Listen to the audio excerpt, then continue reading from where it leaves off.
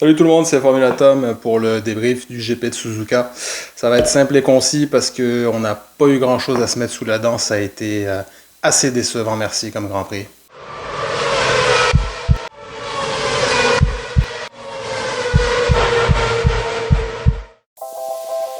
Déjà pour les FP1, on a vu les Red Bull qui étaient vraiment au top sans problème. Ça a été assez rapide. Donc c'est le Grand Prix du Japon, on a Yuki Tsunoda qui est pilote RB Visa Cash-App.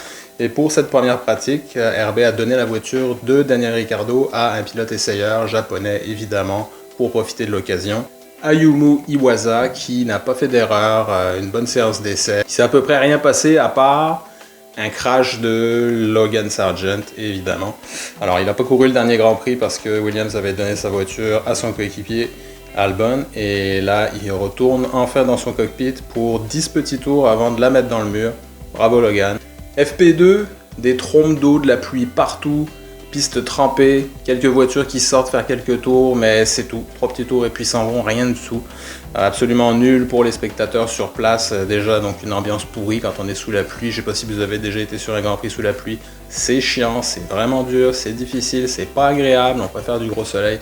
Et en plus quand il se passe absolument rien en piste parce qu'il pleut trop pour que les voitures roulent, ça donne absolument rien du tout. Il n'y a aucune donnée technique qu'on peut recueillir, séance totalement à oublier. FP3 encore dominé par les deux Red Bull avec quasiment une demi-seconde d'avance. Rien à voir avec les espoirs qu'on avait eu dans les Grands Prix précédents où il y avait des écuries derrière Ferrari, Mercedes, McLaren, Aston Martin qui se rapprochaient un petit peu. Pendant les essais, on se disait il va peut-être y avoir une bataille. Là, déjà dans les FP1 et FP3, on est vraiment, les Red Bull sont au-dessus des autres, donc on a déjà peu d'espoir pour la suite du week-end.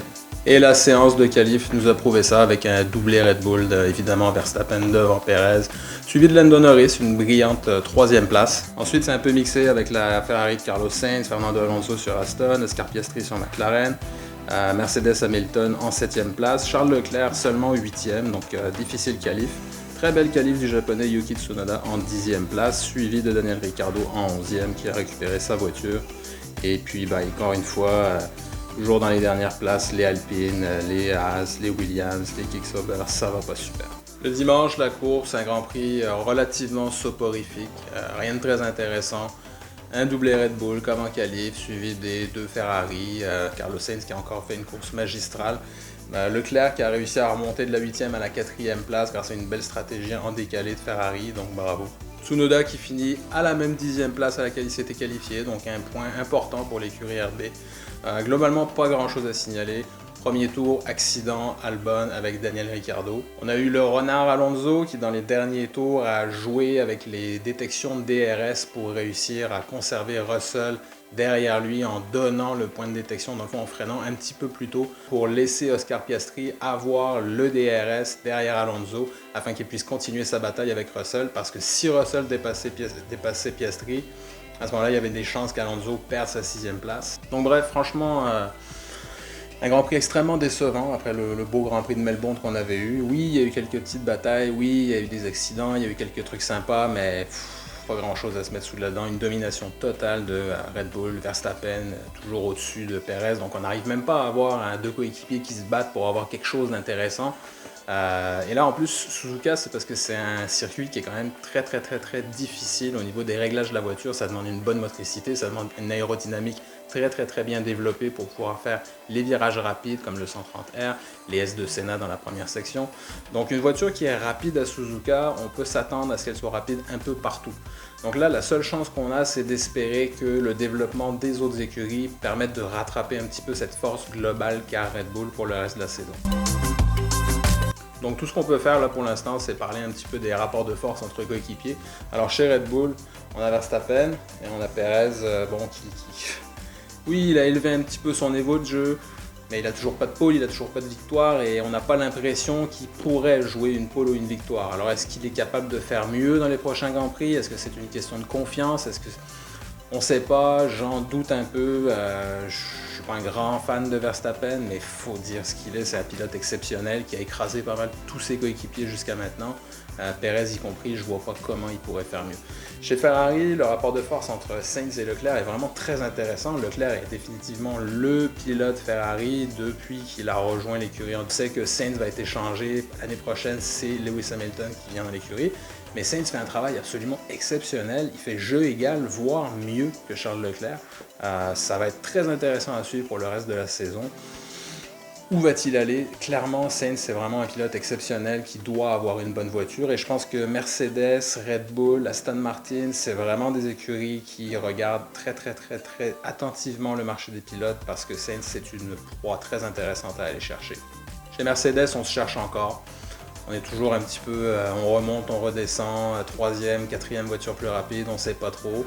Russell fait un excellent travail, Hamilton est certainement un petit peu démoralisé, il a probablement la tête déjà chez Ferrari, donc je ne m'attends pas à des miracles d'ici la fin de la saison, je m'attends clairement à ce que Russell d'ailleurs finisse devant Hamilton au championnat. Chez McLaren, c'est très intéressant aussi, parce que Oscar Piastri, qui est quand même un jeune nouveau, c'est sa deuxième saison, là, et il fait déjà jeu égal avec Lando Norris, qui est vraiment réputé comme un pilote très rapide, très constant. Qui va finir devant au championnat pilote? Pour l'instant, je ne sais pas du tout. Chez Aston Martin, Alonso. Alonso, j'adore Alonso. Pilote d'exception, pilote d'expérience, rapide, rusé, des dépassements incroyables, et il détruit Lance Stroll. Bon, on s'y attendait. Mais on aimerait quand même voir un petit peu plus de Lance. On sait que Lance est capable d'être rapide, alors je sais pas. Est-ce qu'il est démoralisé? Est-ce qu'il se rend compte qu'il n'a pas ce qu'il faut pour être supérieur à Alonso? Et c'est un petit peu un effet boule de neige, ça leur descend. Je sais pas, mais c'est quand même assez décevant. Chez RB Honda, ça sent très mauvais pour Ricciardo. Sincèrement, extrêmement décevant. On s'attendait à ce qu'il soit le leader d'écurie, le leader devant Yuki Tsunoda, qui est plus jeune. Ricciardo a quand même beaucoup d'expérience, des pôles, des victoires, donc on s'attendait vraiment à ce qu'il domine Yuki Tsunoda, et c'est pas du tout le cas. Il est derrière en qualif, il est derrière en course, il fait des erreurs, il se crache, et il y a Liam Lawson qui attend derrière, prêt à prendre le siège. Alors, il va falloir que Ricciardo se réveille très rapidement, parce qu'on connaît Red Bull, on sait qu'ils n'ont aucun remords à virer un pilote à peu près n'importe quand en plein milieu de saison. Alors Ricciardo doit se réveiller s'il veut finir la saison. Chez Haas, bon, une écurie de fond de plateau évidemment. Hülkenberg fait un travail exceptionnel depuis qu'il est revenu, on sait qu'il est rapide. C'est quand même un pilote qui n'a jamais eu de podium en F1 et il domine Magnussen quand même régulièrement. Magnussen a tendance à faire plus d'erreurs, il va être plus agressif parce que Hülkenberg est vraiment très régulier. Alors ça aussi c'est intéressant à regarder, je m'attends à ce que Hülkenberg finisse devant à la fin de la saison. Chez Kick, Stick, Sauber, bon, Guan Yu Zhou, Valtteri Bottas, pilote d'expérience, on s'attend à ce qu'il reste encore devant. Je pense qu'il conduit un petit peu maintenant finlandais Kimi Raikkonen, une fois qu'il avait quitté un petit peu Ferrari, qui s'était ramassé dans cette écurie-là. Plus relax, on pilote, on s'amuse, on sait qu'on n'a pas la voiture pour aller chercher des résultats incroyables, donc bon, c'est vraiment un environnement totalement différent de Mercedes, mais il domine clairement Guan Yu Zhou qui devrait, je pense, espérer se rapprocher un peu plus de Bottas s'il espère conserver un volant, surtout que quand ça va devenir Audi en 2026, clairement cette écurie va vouloir des top pilotes. Chez Alpine, que dire? Encore des résultats extrêmement décevants. Ça doit être très difficile pour Gasly et Ocon d'avoir une voiture qui ne peut même pas se battre pour des points. On sait qu'il y a eu beaucoup de changements dans le management. Je ne sais pas qu'est-ce qu'ils vont faire, mais clairement, tout en haut, dans le groupe Renault, ils vont commencer à se dire, les gars, là, avec les millions qu'on met là-dedans, là, on passe pour des bouffons. Là. Il va falloir faire quelque chose, il nous faut des résultats. Il y a encore des têtes qui vont rouler, c'est sûr. Et enfin, chez Williams, c'est ma petite déception, ce début de saison. Bon, Logan Sargent, c'est bon, dès le départ, quand James Wallace s'est dit qu'il l'avait gardé pour la saison 2024, j'ai trouvé ça extrêmement suspect. Je comprends pas. Un pilote comme ça qui se fait totalement dominer par son coéquipier. Alors je me dis, il n'y avait probablement pas d'autres pilotes de disponibles avec un contrat intéressant pour piloter la voiture, hormis un autre rookie. Alors pourquoi remplacer un rookie, prendre un risque avec un autre rookie? Je comprends, mais là pour l'instant, il nous donne absolument pas satisfaction, il nous donne aucun signe d'amélioration, et c'est surtout ça le problème. C'est sa deuxième saison. S'il ne change pas drastiquement ses résultats, s'il ne s'améliore pas, s'il ne devient pas plus constant et plus rapide, je ne vois pas comment il pourrait faire une troisième saison. Sincèrement, je pense qu'en plus avec le marché des pilotes là, qui est en ébullition, avec tous les transferts qu'il va y avoir, moi je pense que Logan Sargent, ça va être sa deuxième et dernière saison F1.